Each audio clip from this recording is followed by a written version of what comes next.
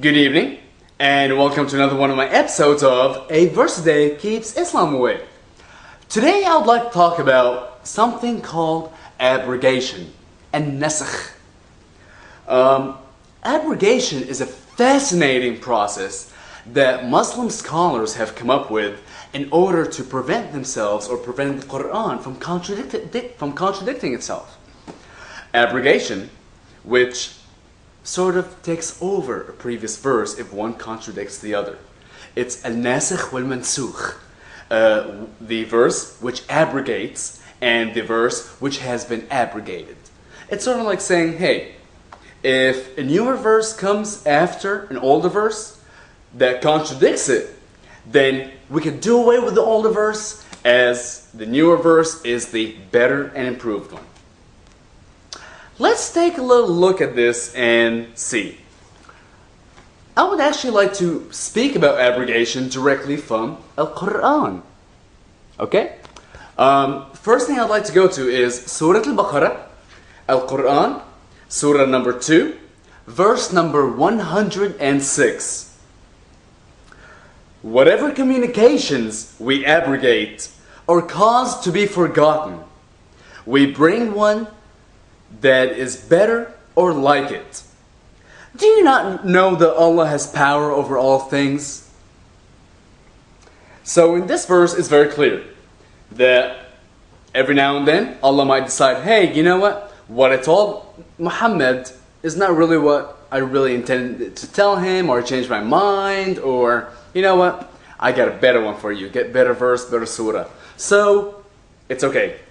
He will abrogate the previous one and give you a better one. Now, let us move on to a different surah.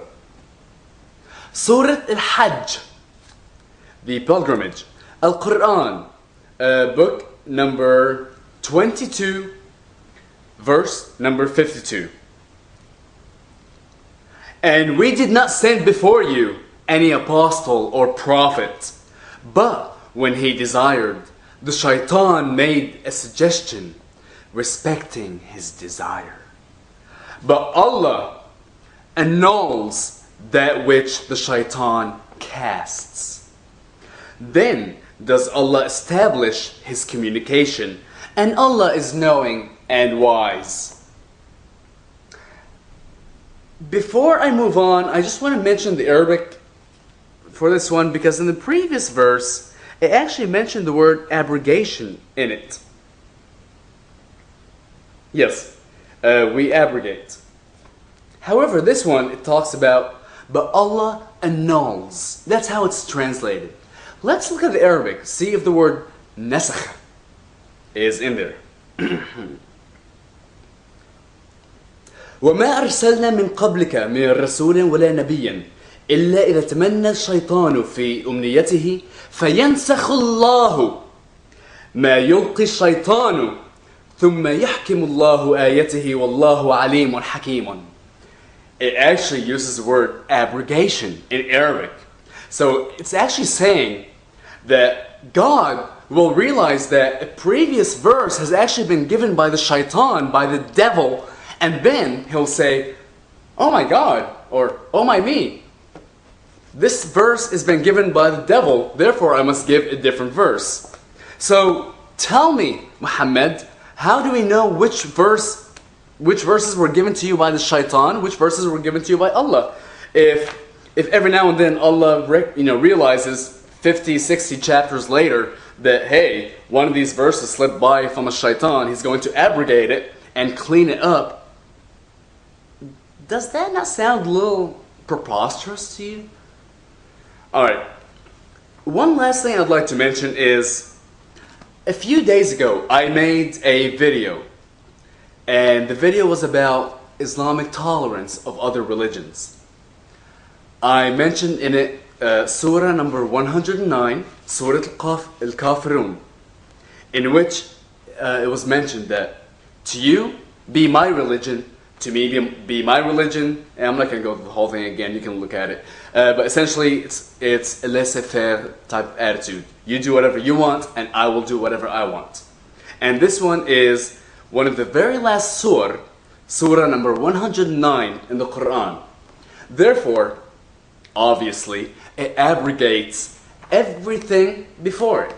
Everything that says about اقتلوا الكفار, kill the non-believers, fight, do not take Christians or Jews as friends, hate the Jews, kill the Christians. It abrogates every single one into a loving, final verse of peace. I learned something new today. The chronological order of all these books in the Quran are actually not the order in which Allah revealed the Quran to Muhammad. I really have no clue as to why the order was changed, but it has been changed.